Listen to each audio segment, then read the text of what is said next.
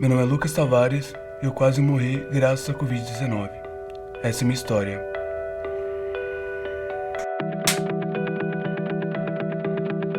Assim, eu trabalho na Paulista. Provavelmente eu peguei Covid indo de metrô pro trabalho. Foi à noite, abril, na Páscoa. Eu tive febre. E aí, era domingo. Na segunda-feira eu estava indisposto para trabalhar e comecei a sentir dor no corpo. Fui pro hospital para ver o que estava acontecendo. E aí falaram que provavelmente era Covid. Eu não acreditei, procurei outro hospital. E aí eu fiz uma tomografia e foi constatado mancha no meu pulmão. Eu fiz um outro que é do cotonete e aí foi comprovado Covid mesmo. Eu fiquei um dia internado no hospital. Tava tomando alguns remédios na veia e tal. No outro dia eu me senti melhor e pedi alta eu mesmo. Pedi pra ir embora. Chegando em casa, eu comecei a tossir. E à noite eu tossia muito, parecia que o pulmão ia sair pra fora, nossa, uma coisa horrível. E aí fui no hospital de novo, fiz um novo teste pra Covid, deu positivo e me internaram direto. E aí eu lembro que eu tava no quarto, não tava na UTI ainda, e comecei a sentir falta de ar, chamaram a equipe da UTI. E eu tava internado acho que um dia no quarto e à noite eu passei mal. Me internaram direto na UTI. E eu lembro que eu não tinha leito, me levaram pra UTI sem leito. E eu fiquei no corredor, aplicaram alguma coisa na minha veia e eu apaguei. E acordei um mês depois. Então, isso era em abril, eu acordei mais ou menos na metade de maio. Desse tempo que eu fiquei em coma. Eu tive cálculos de trombose, os rins pararam por 2 dias. Eu tive insuficiência cardíaca, eu tive parada respiratória. E tive endocardite, que é uma bactéria na válvula do coração. Resumindo, eu quase morri. Eu cheguei bem próximo. Teve um profissional médico que eu estava tendo uma parada respiratória. A máquina, o respirador não estava funcionando. Ele usou um procedimento com uma bomba de ar chamada AMBU, que não era um procedimento que os médicos poderiam utilizar para paciente que tem Covid, porque espalharia o vírus. Mesmo assim, ele usou. Ele acabou pegando Covid, mais 2 profissionais pegaram Covid por minha conta. Mas acredito que esse procedimento salvou minha vida. Então aí eu acordei em maio, mais ou menos, metade de maio. A primeira vez que eu acordei eu não consegui abrir o olho, estava muito inchado. Por conta que eu fiz a traqueostomia. Eu não consegui o desmame da intubação. Tiveram que fazer uma traqueostomia em mim. Só que fizeram de uma forma errada e deu um edema. O ar não estava entrando diretamente pro pulmão. Tava entrando para outro lugar, meu corpo inchou, triplicou de tamanho. E aí eu fiquei inchado. Quando eu acordei, eu tava menos inchado, mas ainda estava inchado e não conseguia abrir os olhos. E aí eu lembro que acordei de noite, pra mim que era de noite, porque tinha uma programação da televisão que era só à noite. Eu lembro que eu tava sujo, tinha feito o número 2 na fralda, eu tava de fralda. Eu não conseguia abrir o olho, eu conseguia... nem voz saía, porque era outra tráqueo. E de alguma forma, a pessoa que tava comigo, que tava falando, eu tava ouvindo ela conseguiu ouvir, entender que eu tinha feito o número 2 e tal. E aí ela chamou a equipe. Aí eu falei, cara, não sei o que tá acontecendo, Deus me abandonou, não sei o que tá acontecendo. Eu dormi, Eu não sei quanto tempo passou. E aí eu acordei, eu já consegui abrir o olho. E eu não sabia onde eu tava. Eu procurando alguma coisa pra me identificar. E aí as pessoas falando comigo e tal, você acordou. A doutora fez uma brincadeira, o nome da minha esposa é Luana, o nome da minha irmã também é Luana. E aí ela falou que naquele momento eu sorri. Então aí ela entendeu que durante o coma eu poderia ter tido algum problema no cérebro, eu tive cálculo de trombose, poderia ter dado trombose no cérebro também, entendeu? Um distúrbio, alguma coisa assim. E ela falou que naquele momento ela entendeu que eu estava consciente. Passou um tempo, aí eu acordei e eu lembro que eu abri o olho, eu não sabia que eu estava entubado, não sabia que eu estava com tráqueo. Quando eu acordei do coma, eu só mexi o pescoço. Durante esse mês eu usei muito tempo droga radioativa. O corpo desliga os membros e o único que funciona é a parte central, né? O tronco, que é para a energia do corpo trabalhar o pulmão e o coração continuar batendo. E eu não mexia nada do pescoço para baixo. Eu lembro que eu tentei levantar, eu pensei comigo mesmo, nossa, eu devo estar muito fraco, por isso que eu não estou conseguindo levantar. E aí passou um tempo e vieram falar pra mim que tinha usado muito tempo droga e tal, radioativa, e que os membros tinham desligado, eu precisava voltar a utilizar um membro e tal, os membros. E aí quando eu percebi que eu tinha um tubo no meu pescoço, aí eu levei um susto, eu não estava entendendo o que estava acontecendo. E perguntei e falaram que era por conta do desmame da intubação, não conseguia. Eu respirava pelo Era autotráqueo, ela era de plástico. Eram dois canos que se uniam e deixavam no pescoço, e um ventilador do lado. E aí eu passei pelo menos umas duas, 3 semanas respirando, só por aparelho mesmo. Depois que eu acordei, aí eu tinha que desmamar da ventilação mecânica e começaram a introduzir a ventilação ambiente. Só que eu passei tanto tempo respirando pela mecânica que praticamente eu esqueci como é que respirava normalmente.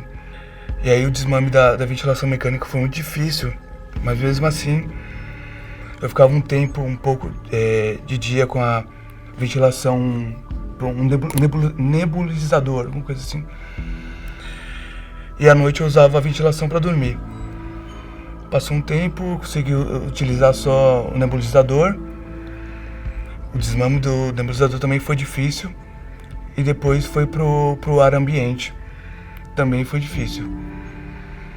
Mas aí consegui o desmame. Mas esse meio tempo aí foi muito difícil, porque como eu não mexia nada do pescoço para baixo, eles tinham que movimentar meu corpo pra ir ativando, né? Então me colocavam numa poltrona parecida com essa e eu ficava praticamente o dia inteiro desconfortável. Teve uma ocasião que o tubo da ventilação caiu da tráqueo. Eu não conseguia falar, eu não conseguia mexer, não conseguia fazer nada e eu praticamente estava morrendo sem ar ali. E aí eu pensei em me jogar na frente para alguém tentar ver. E até que viram que o tubo tinha caído e conseguiram resolver, mas muita coisa que aconteceu, sabe? Depois do desmame, veio a parte de voltar para ativar os músculos, ativar os membros. Eu fazia fisioterapia todo dia na UTI. É difícil, porque você imagina, você tá passando por um processo que você nunca viu, você nunca ouviu falar, você nunca viu, você nunca passou. Você não pode falar, você não pode se expressar. Você só tá passando por aquele processo. E, cara, é difícil. Dia 31 era aniversário da minha mãe, 31 de maio. E eu tentei falar com a doutora que eu queria ver minha mãe. que era o aniversário dela. E ela falou que só deixaria eu ver minha mãe se eu conseguisse segurar o celular. Poder segurar o celular. Eu lembro que eu passei praticamente 2 semanas inteiras tentando controlar os dedos, tentando ativar a mão. Eu lembro que eu tentava, às vezes minha mão ficava presa na maca, na cama, tentando mexer, passava um bom tempo porque eu não conseguia chamar a atenção das pessoas para avisar que minha mão estava presa. E aí, no começo eu lembro que a máquina do desmame, né, quando eu ficava um tempo sem fazer a apneia, um tempo sem respirar, ela apitava. Aí eu pensei, vou chamar a atenção das pessoas fazendo a apneia pra... Aí eu pensei depois, mas se por acaso eu passar mal e... Aí eu falei, não, aí então eu tentei bater o dente pra chamar a atenção. Porque o barulho não saía, era muito baixo. E aí eu desenvolvi, pensei em... Sempre quando eu estiver precisando de alguma coisa, fazer... pra chamar a atenção. E aí assim foi, isso deu certo. É uma coisa louca que a gente, sabe? A gente passa assim, quando vai pensar nossa, doideira. Mas assim foi. Chegou dia 31, aniversário da minha mãe.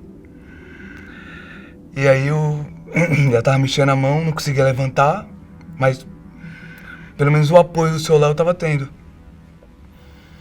E aí eu segurei o celular. Eu falei com a minha mãe nesse dia, foi acho que a primeira vez que eu tinha, depois que eu voltei, que eu acordei do coma, que eu falei com ela. E aquele dia, sabe, eu agradeci muito a Deus, eu tava vivo. Falei com a minha mãe e escrevi, na verdade eu não escrevi, foi um rabisco que eu fiz num papel, que eu fiz pra minha fisioterapeuta. Eu escrevi, obrigado, estou feliz. Ela guarda, ela carimbou, ela guarda até hoje. Esse dia ela me mandou a foto e eu chorei muito lembrando. Mas, cara, aí passou maio, teve desmame. Agora a fisioterapia pra voltar a movimentar. Eu lembro que às vezes entrava, você imagina, você não mexia em nada pescoço pra baixo, entra um cisco no olho, sei lá, a cabeça coça. E são pequenas coisas que quando você tá ali passando, você fala, meu Deus, cara, que... E aí eu não podia ficar muito tempo numa posição só. Eu acabei tendo úlcera de pressão, um buraco na nádega que dá pra enfiar pelo menos uns 3 centímetros de dedo. Porque eu fiquei muito tempo na posição só. E quando me colocava numa outra posição do lado, eu ficava muito tempo, se machucava do lado. Aqui no peito, eu tenho uma cicatriz, que foi porque eu fiquei muito tempo numa posição chamada posição de pronar, peito pra baixo. É a única forma que eu tinha ventilação.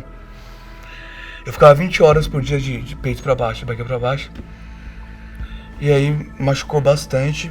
Aqui no peito, tem uma cicatriz. E quando eu acordei do coma, foi também, só que foi úlcera de pressão na nádega. E aí eu lembro que quando eu evitava ficar virado, porque machucava muito do lado da costela.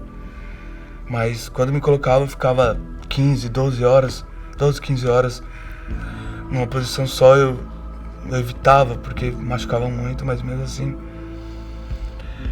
E aí eu lembro que quando eu consegui levantar a mão, eu agradeci muito a Deus. Eu chorei bastante, consegui colocar a mão na cabeça, no cabelo. Tava mexendo as mãos, tava mexendo os dedos. E minha meta agora era conseguir juntar as duas mãos. As mãos ficavam separadas e eu não tinha força pra juntar. E aí eu trabalhando bastante com a fisioterapeuta. E aí cada semana era uma meta, cada semana era uma conquista pra poder voltar ao normal. Aí eu lembro que eu tomava banho na própria cama, né? Tomava banho na cama. E aí voltou um profissional, um auxiliar de férias, E aí ele falou que ia me dar banho no banheiro. Pra mim foi um susto, porque eu tava um mês tomando banho na cama. Eu falei, não, cara, eu não consigo nem mexer as mãos, quanto mais... E me levou, o primeiro dia que eu tomei banho, eu acabei vomitando tudo, eu não tava acostumado com a posição de ficar sentado, eu ficava praticamente todo o tempo deitado. Depois acabei acostumando, foi umas pequenas, olhando de fora, eram pequenas evoluções. Pra mim eram evoluções gigantescas, sabe? Aí fiquei muito feliz, apesar de ter vomitado bastante, fiquei muito feliz. E depois disso, começou os movimentos a voltarem. Vem, Rô, pra cá. Ai, que lindo.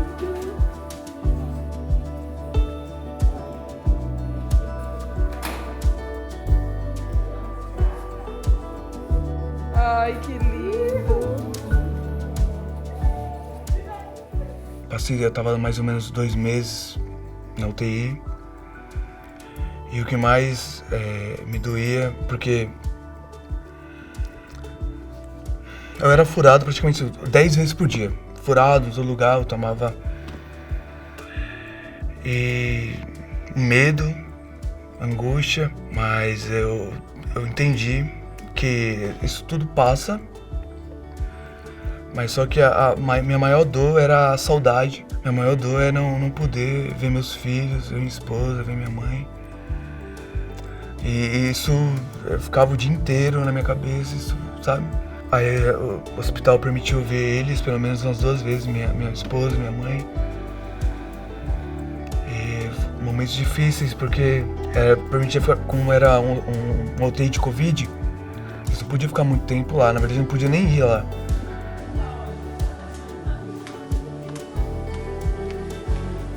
Pode tirar.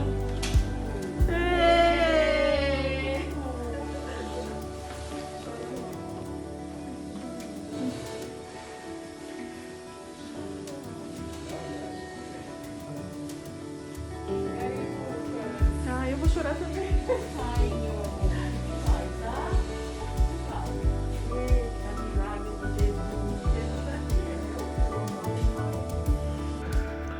Eles ficavam 40 minutos e depois que eles iam embora a dor aumentava. Era difícil. Foram 2 meses lá que eu estava naquele momento, só que era tão intenso que parecia que eu tava há anos. Cara, quando eu acordei do coma, meus lábios estavam ressecados. Eu tinha muita sede. Fome eu não tinha nada, eu tinha sede. E não podia beber água. Com toda a traco, podia broncoaspirar. E aí eu lembro que passava um gases molhado meus lábios, na minha boca. E eu continuava com sede, eu chorava. Quando a pessoa chega a chorar por conta de sede. Eram mais ou menos 2 meses e meio que eu tava na UTI. Tava acostumando o ar ambiente. E eu tinha que ocluir a tráqueo para poder respirar pelas vias normais.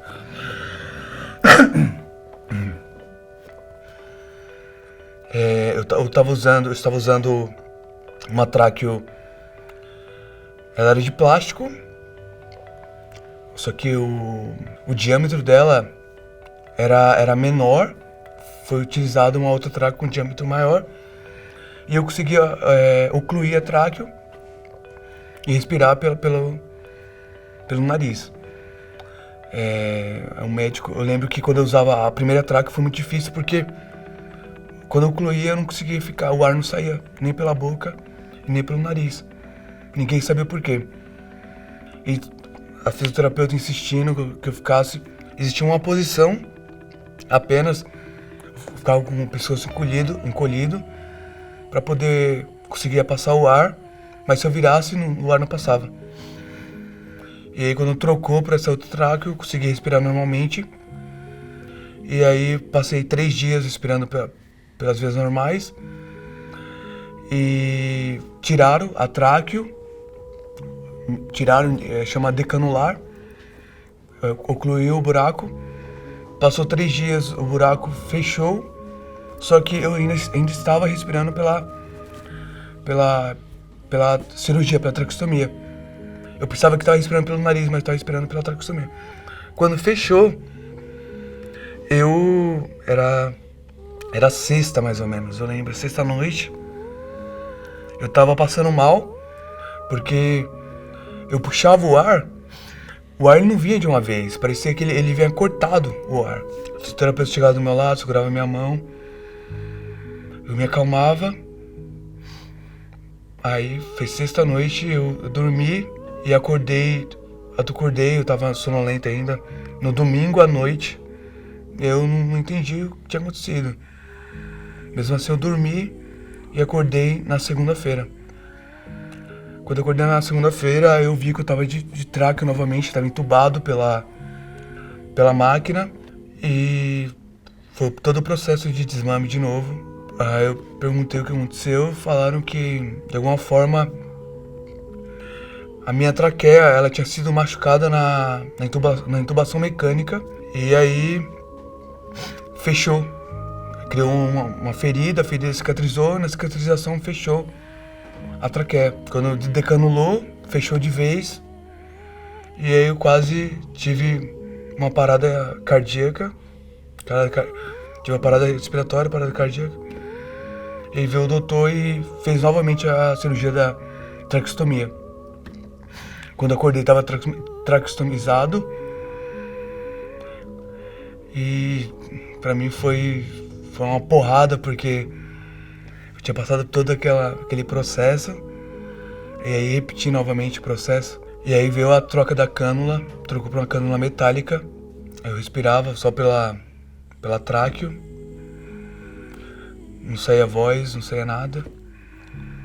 E já era quase 3 meses, eu tive alta da UTI. Mas todo esse processo foi muito difícil. Eu cheguei no quarto do hospital, fiquei lá mais ou menos quase 2 semanas, até ter alta totalmente do hospital e ir pra casa.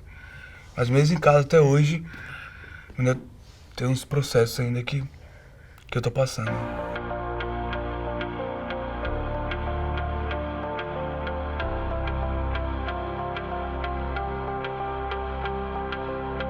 Eu saí do hospital em julho. Engraçado que eu entrei dia 14 de abril e eu saí dia 14 de julho. Eu passei o aniversário da minha mãe, do meu pai, meu aniversário no hospital e o aniversário da minha filha. Quando eu entrei na UTI, quem me levou foi uma doutora, não lembro o nome dela. E eu lembro que quando ela estava me levando pra UTI, ela falou que eu pedi alguma coisa pra mim dormir, porque eu tava 3 dias sem dormir, eu tava 3 dias sem comer, tava muito, muito cansado. E por acaso, essa mesma doutora, ela foi me ver no meu último dia, ela nem sabia, eu nem sabia que era meu último dia no hospital. Então ela foi a primeira pessoa que eu tive contato quando eu entrei na UTI. E ela foi a última pessoa que eu tive contato quando eu saí da UTI. E ela me lembrou isso daí, ela falou que eu marquei ela de certa forma porque eu pedi pra ela alguma coisa pra me fazer dormir, pra me apagar. E ela me contando, ela se emocionou, ela falou que sabia que se me induzisse ao coma eu poderia não voltar, mas foi a única forma de salvar minha vida. E aí foi a última pessoa que eu tive contato foi com ela. Chegando em casa, eu não conseguia me levantar sozinho, precisava de pelo menos 2 pessoas para me levantar. Foi difícil porque eu passava praticamente o dia inteiro deitado na cama. E foi aos poucos mesmo, fisioterapeuta indo em casa, voltando. Eu lembro que a primeira vez que eu fui no banheiro, cara, foi... Sabe, as pequenas coisas, a gente só valoriza quando perde mesmo. E aí foi um processo. Eu fiquei na casa da minha mãe pelo menos 3 meses, porque não tem escada. Desculpa.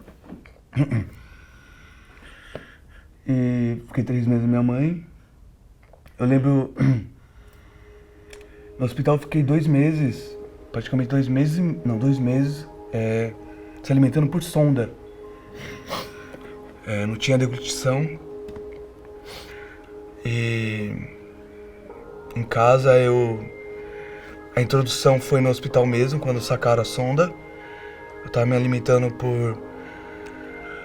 Era uma sopa, era bem líquido. Eu cheguei a perder no hospital pelo menos quase uns 30 quilos, mais ou menos. Quando eu tava no hospital eu tava bem magro.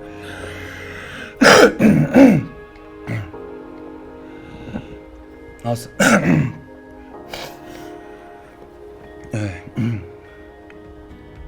Graças a Deus eu tô em casa com a minha família. Foi o que eu mais pedi pra Deus, voltar pra casa.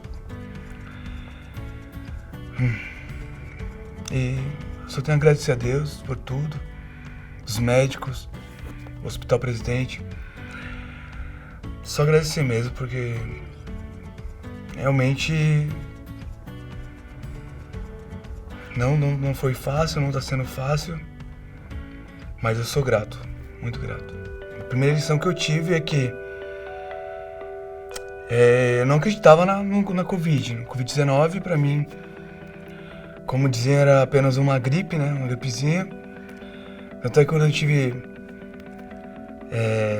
quando constatou a Covid, eu voltei pra casa. Falei, eu vou me tratar em casa. E... Cara, o Covid... Nossa, eu vi muita pessoa morrendo perto de mim, assim. Teve um senhor que morreu do meu lado quando a Covid. Tem uma senhora que morreu na frente. Nossa, é horrível. Você vê pessoas do seu lado morrer pela mesma doença que você tinha. Então essa é a primeira lição. Covid é de verdade, Covid é sério, cara. É uma doença muito séria. Segunda lição que eu tive na vida é que a gente não percebe. Eu sou bancário, a minha vida é muito estressante, pelo menos quando eu tava trabalhando, tô afastado hoje. E muita coisa, a gente passa um dia inteiro trabalhando. Eu saía às 5 da manhã, voltava às 8 pra casa. E a vida passa, você não percebe. E no hospital eu consegui ver as pequenas coisas, como por exemplo ter sede, morrendo de sede e você não poder beber água, você querer olhar para a janela, olhar para o sol, olhar para a lua. Eu falei para mim mesmo que quando eu chegasse em casa eu ia olhar para o sol, agradecer a Deus, olhar para o céu, ver o azul. Como eu ficava de costas para a janela, eu não conseguia ver o céu, a lua, o sol. E essas pequenas coisas que a gente tem que dar muito valor. E a terceira lição que eu aprendi é que a gente é ajudado por todo mundo. Então, você nunca faz nada na vida sozinho. Então, foi muito cuidado pelos médicos, pela minha família. Então, de certa forma, a gente é mais ajudado do que a gente ajuda. Então, sou muito grato a Deus, muito grato à minha família, os médicos, as pessoas que oraram por mim. As estatísticas estão aí. No jornal passa todos os dias. Só que elas só vão acreditar quando acontecer com elas, quando acontecer com uma pessoa próxima a elas. Eu vi falando que provavelmente tá vindo a segunda onda e que em janeiro vai ser pior do que todo esse tempo que passou. Então, eu peço que se cuidem, porque sinceramente o que eu passei eu não desejo pra ninguém, realmente. E que essa doença é séria, essa doença ela veio pra acabar com muita família. Então, acreditem que essa doença, ela é fatal. Se ela não leva, ela pelo menos deixa alguns resquícios, né? Algumas sequelas. Então, é se cuidar.